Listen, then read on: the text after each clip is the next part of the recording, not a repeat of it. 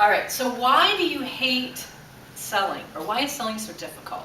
Well, for me, it's always been difficult because I don't really want to be that pushy salesperson. And so a lot of the people that I coach, they don't want to push people into doing things that they don't really care about, that they don't really want, because that's manipulative. It's not respectful in a relationship. And so that's why they don't want to be a salesperson. But then they also want to grow their business. They also want to be successful and get clients. And so the question is, how do you resolve that conflict?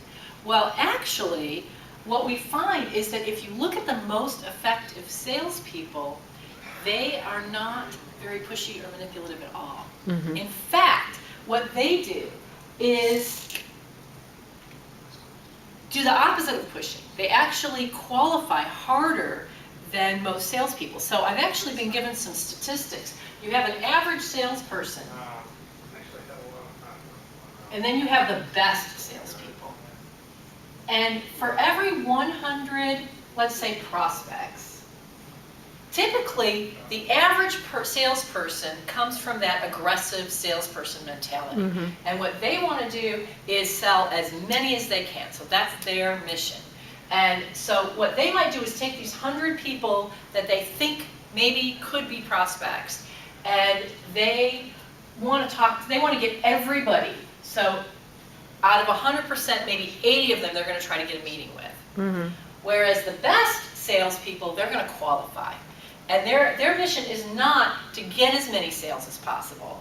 Their mission is to find the right people to sell to.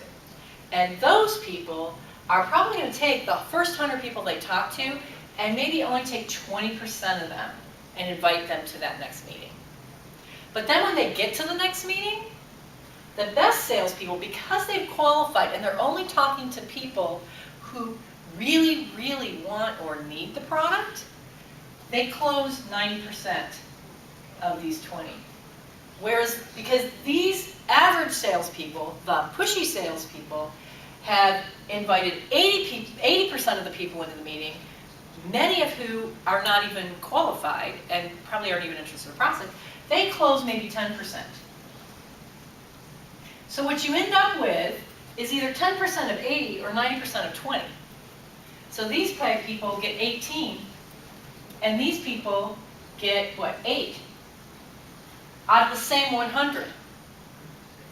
Now, something that's even more important is that this qualifying conversation maybe takes 5 minutes. This conversation, this meeting that you take to really kind of convince them or present the product to them, that may take an hour. So these guys are spending 80 hours to get 8 sales. These guys are spending 20 hours to get 18 sales.